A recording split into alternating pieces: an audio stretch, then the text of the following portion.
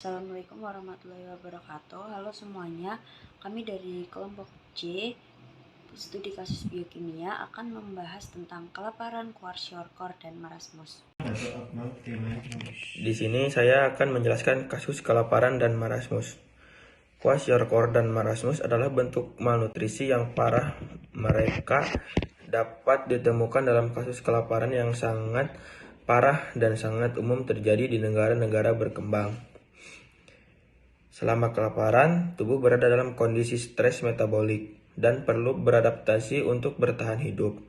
Tubuh beralih ke beberapa mekanisme hormonal atau enzimatik dan jalur metabolik lainnya untuk menyediakan bahan bakar yang dibutuhkan oleh sel organ tubuh.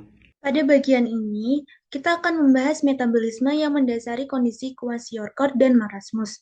Dua bentuk utama malnutrisi energi protein atau malnutrition energi protein yang biasa disingkat MIP, yang berdampak berbeda terhadap metabolisme tubuh. Apa sih marasmus itu? Marasmus merupakan bentuk malnutrisi akibat defisiensi total energi dan protein.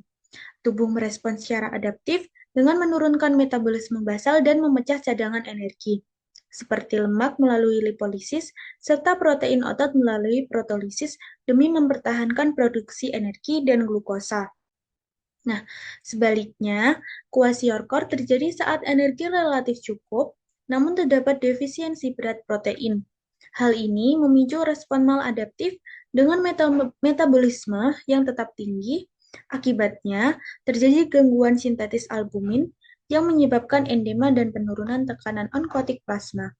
Selain itu, terganggunya metabolisme lemak juga menyebabkan penumpukan lemak di hati atau fatty liver. Nah, untuk penjelasan lebih lengkapnya, bisa kita lihat pada tabel di slide ini.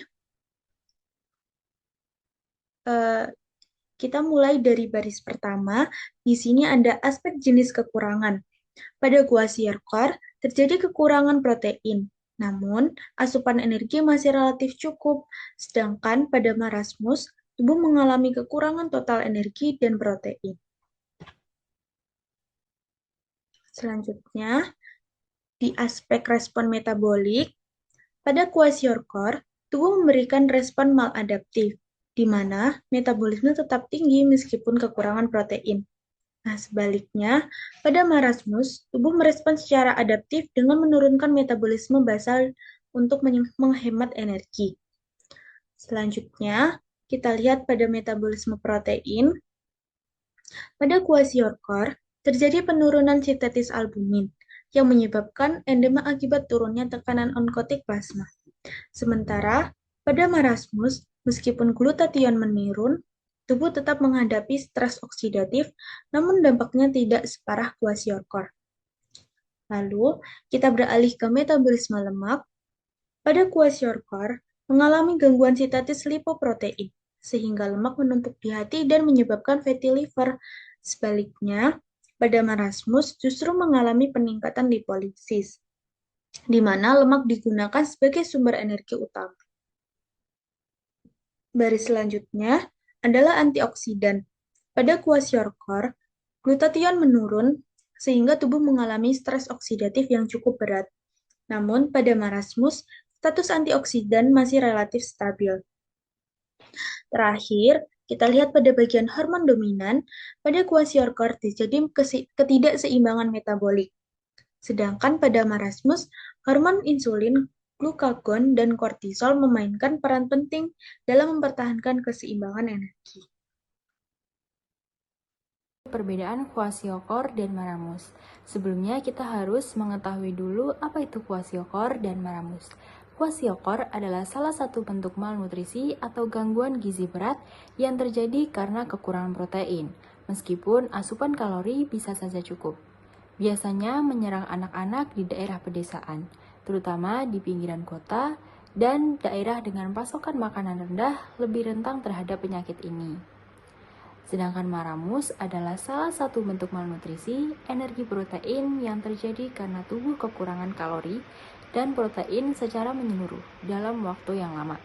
Biasanya dialami oleh bayi atau anak-anak yang tidak mendapat cukup makanan yang bergizi. Kedua kondisi ini sama-sama merupakan bentuk malnutrisi berat, tapi punya penyebab dan gejala yang berbeda. Kalau kita lihat dari penyebabnya, kwashiorkor terjadi karena kekurangan protein yang parah, sedangkan maramus terjadi karena kekurangan protein sekaligus kalori. Jadi, maramus lebih pada kekurangan total energi, sementara kwashiorkor lebih spesifik kekurangan protein. Dari ciri fisiknya, anak dengan kwashiorkor biasanya mengalami edema, terutama di bagian wajah dan kaki, perut buncit, pembesaran hati atau hepatomegali, serta kulit bersisik. Rambut juga mudah rontok dan anak tampak lemas. Sementara itu, pada maramus yang paling khas adalah wasting, yaitu anak terlihat kurus, kehilangan lemak dan otot, tulangnya menonjol, dan wajahnya mirip seperti orang tua karena tidak ada jaringan lemak. Dari segi usia, kwashiorkor umumnya terjadi pada anak usia 1-3 tahun, biasanya setelah anak disapih atau berhenti menyusu. Sedangkan maramus lebih sering terjadi pada anak usia di bawah 1 tahun. Terakhir, dari sisi sistem imun, anak dengan kwashiorkor mengalami gangguan imun yang lebih berat, sehingga sangat rentan terhadap infeksi. Pada maramus, infeksi juga bisa saja terjadi, tapi gangguan imunnya tidak separah kwashiorkor. Ketoasidosis starvation atau ketoasidosis kelaparan merupakan respon tubuh terhadap hipoglikemia berkepanjangan akibat tidak adanya asupan makanan selama lebih dari 24 jam. Ketosis akan berkembang secara progresif menjadi ketoasidosis.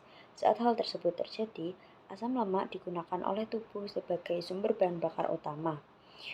Selanjutnya, ketoasidosis kelaparan akan dapat dilihat di penjelasan diagram. Ketoasidosis kelaparan terjadi setelah puasa berlangsung lama, sekitar lebih dari 24 jam. Saat itu, tubuh tidak mendapatkan asupan makanan, khususnya karbohidrat. Sebagai respons, kadar insulin akan menurun dan cadangan glukagon akan meningkat untuk mendorong mobilisasi cadangan energi tubuh. Lalu terjadi pemecahan glikogen di hati atau biasa disebut glikogenolisis. Glikogen yang dipecah bertujuan untuk menjaga kadar glukosa darah agar tetap normal. Namun, glikogen tersebut hanya cukup untuk 24-36 jam saja. Setelah glikogen habis, tubuh mulai menggunakan protein otot sebagai sumber energi. Hal ini terjadi peningkatan proteolisis di dalam otot rangka. Alanin akan dikirim ke hati dan dilanjutkan dengan proses gluconeogenesis, sementara glutamin akan dikirim ke ginjal untuk melanjutkan gluconeogenesis dan produksi amonia. Proses ini juga menghasilkan urea yang akan disekresikan melalui ginjal. Karena rendahnya kadar insulin akan memicu terjadinya lipolisis di dalam jaringan adiposa. Lipolisis merupakan proses pemecahan lemak. Trigliserida akan dipecah menjadi asam lemak bebas dan asam lemak bebas akan dikirim ke hati untuk proses beta oksidasi yang akan menghasilkan asetil-CoA. Saat kelaparan, di dalam mitokondria hati, asam lemak bebas yang akan diubah menjadi asetil-CoA tidak dapat masuk ke dalam siklus, dikarenakan intermediate siklus Krebs digunakan untuk gluconeogenesis. Dan pada akhirnya asetil-CoA akan menumpuk lalu membentuk badan keton. Seperti yang kita tahu, badan keton itu terbagi menjadi dua, yaitu asetoasetat dan aseton. Akhirnya, badan keton akan digunakan sebagai sumber energi utama oleh otak dan jaringan lainnya. Namun, ketika produksi badan keton berlebihan dan penggunaan oleh jaringan terutama pada otot dan otot, akan terjadi penumpukan keton dalam darah yang disebut ketonemia dan keton dalam urin yaitu ketonuria. Hal ini dapat mengakibatkan penurunan pH darah dan manifestasi ketoasidosis kelaparan, seperti napas cepat, lemas, mual, hingga gangguan kesadaran. Gejala awal yang biasa dirasakan yaitu poliuria atau kondisi di mana seseorang selalu ingin buang air kecil, polidipsia atau rasa haus yang ekstrim, dehidrasi yang ditandai dengan turgor kulit berkurang, bibir, dan lidah kering, lalu gejala gastrointestinal seperti mual, nyeri perut, hingga kehilangan nafsu makan, lalu sakit kepala, atrofi otot yang mana terjadinya penyusutan dan penipisan otot, sehingga otot terlihat mengecil dan kekuatannya berkurang, lalu napas cepat dan dalam atau yang biasa disebut dengan respirasi kusmaul, kemudian rasa sakit di perut, merasa sangat lelah dan mengantuk, hingga napas berbau buah atau gas aseton.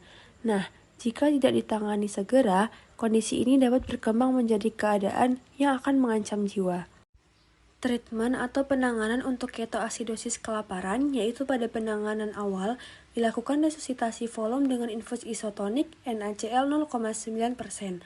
Pada kadar glukosa darah dan elektrolit harus dipantau setiap jam selama fase awal penanganan. Selanjutnya, diputuskan pada kadar natrium serum yang dikoreksi untuk kadar hiperglikemia. Kadar natrium normal perlu penggantian dengan salin hipotonik, serta kadar natrium rendah perlu kelanjutan memakai salin isotonik. Penanganan yang spesifik memerlukan koreksi hiperglikemia dengan insulin intravena untuk menurunkan kadar glukosa darah dan menghentikan produksi keton. Koreksi hipovolemia dengan cairan intravena untuk menghindari hipokalemia, serta koreksi asidosis. Selain itu, memantau dan mengganti elektrolit kalium, kadar magnesium, dan fosfat juga sangat penting. Treatment ini harus dilakukan secara sistematis. Selanjutnya kesimpulannya yaitu kasus kelaparan berat yaitu kwashiorkor dan marasmus, dua bentuk malnutrisi parah yang umum terjadi di negara berkembang. Keduanya muncul akibat kekurangan asupan gizi, namun memiliki perbedaan utama pada penyebab dan gejala fisiknya. Kwashiorkor disebabkan oleh kekurangan protein, ditandai dengan edema, pembesaran hati, dan kulit yang mengelupas. Biasanya menyerang anak usia 1-3 tahun. Sementara marasmus disebabkan oleh kekurangan protein dan kalori secara keseluruhan, ditandai dengan tubuh sangat kurus, kulit kering, dan otot menyusut, serta lebih sering terjadi pada anak di bawah 1 tahun. Selama kelaparan, tubuh masuk ke dalam kondisi stres metabolik dan menggunakan jalur metabolik alternatif seperti ketosis.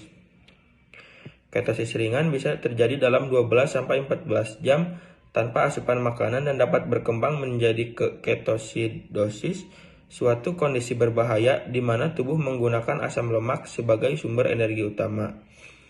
Penanganan ketosidosis kelaparan mencakup resusitasi volume dengan infus NaCl 0,9%. Pemantauan glukosa dan elektrolit secara ketat, serta terapi khusus seperti insulin intravena dan koreksi hipovolemia.